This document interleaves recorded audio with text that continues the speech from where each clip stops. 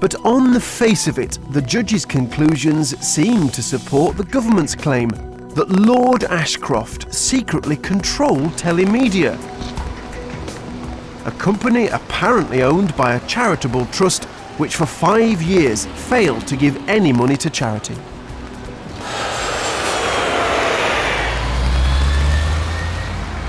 This is important here in the UK because some of the money he makes abroad feeds political coffers here. And not just during election campaigns, he's been giving money to the Tories for years. When they were in opposition, he flew William Hague and other MPs to locations around the world.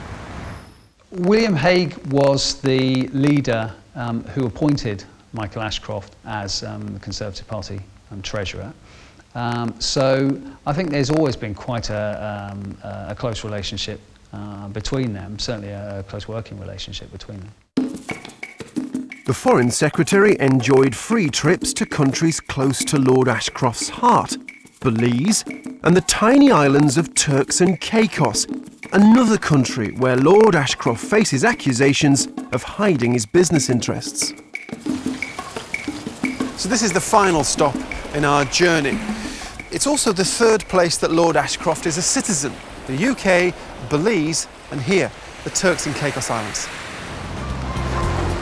It's a tourist resort for the wealthy and a tax haven for their millions. A former colony, it never fully got independence and remains a British overseas territory. But last year the government was suspended after the Premier and 4 of his cabinet were accused of corruption. The islands are now ruled from London. Sean Malcolm was one of those who first raised the alarm. We have been through a dark period here in the Turks and Caicos Islands. Corruption has literally destroyed everything we have worked for, our foreparents have worked for.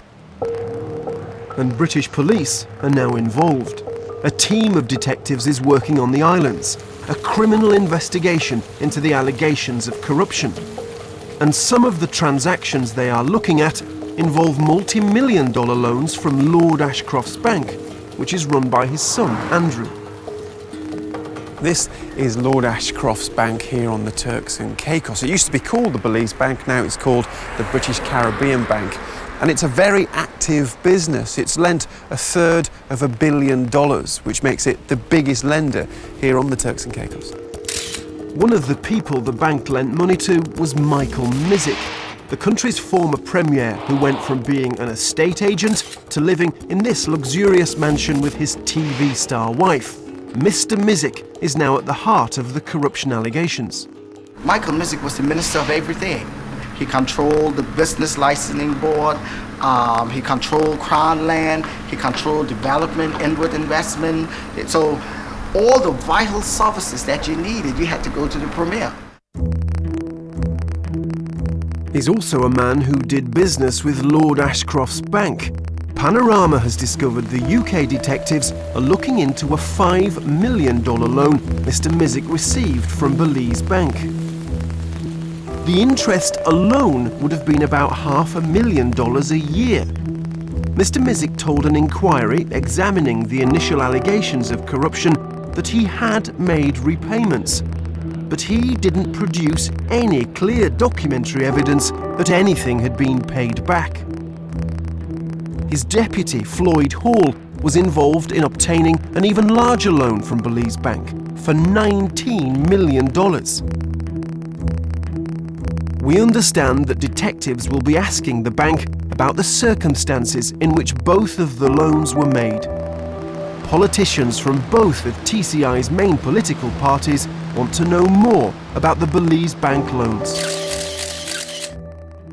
They were very, very shocking when they came out in the disclosure, the limited disclosure at the Commission, because the general public had no idea that our government ministers were receiving such a large amount of loans from private institutions. We need answers. We need to know why was Belize Bank forwarding so much cash to our political leaders. Lord Ashcroft's lawyers said it would break banking law to comment on anyone's financial arrangements without their permission. Mr. Mizik has refused to talk to us and Mr. Hall denies wrongdoing. But it's not just the loans that have made Lord Ashcroft controversial here. It's this resort. Here's the yacht he uses, the Lady M, moored outside a brand new hotel, part of the multi-million-pound Leeward Resort. And here's Lord Ashcroft's son Andrew enjoying the launch party, which was attended by stars like Michael Douglas and Catherine Zeta-Jones. The resort was built by an American developer called Rodney Props here at the official opening. Members of the cabinet and distinguished and honored guests, welcome to the opening. But here in the Turks and Caicos, this is a very controversial development because of the damage it's caused to a national park. The Leeward Resort relied on its super-rich customers arriving by yacht, which meant a channel had to be dredged out to sea. David Douglas runs boat trips in the islands. They got the license to dredge the channel to open up this new mega yacht marina. So probably a 1.5 mile stretch. So they would selectively rip. The bottom probably averaged about 8 to 10 foot, and they ripped it to 14 or 15 feet. This is a national park and dredging is normally banned. But the developer, Rodney Props, not only got permission to dredge here, he was allowed to dump thousands of tons of sand to build a man-made island. The work in the protected waters was only approved after the personal intervention of the Premier, Michael Mizik. I'm not an overt environmentalist. I'm pro-business, but to dump 2 million cubic yards of fill a 1/4 mile up current from our most heavily traveled coral reef and smack dab in the middle of our most popular national park.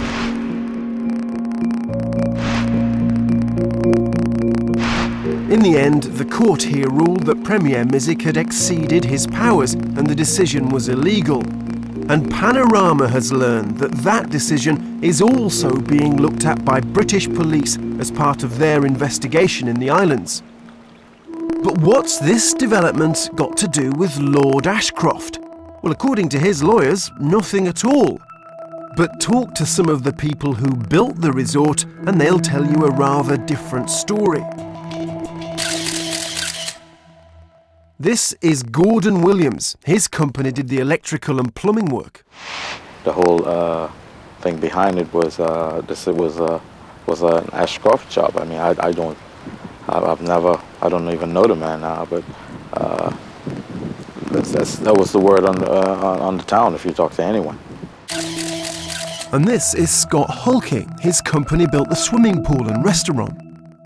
It was clear to us we were working for a partnership between Rodney Props and Lord Ashcroft. Whenever Lord Ashcroft would visit the site, we were always instructed to make sure the site was clean and orderly, wanted to make sure that he left with a favorable impression.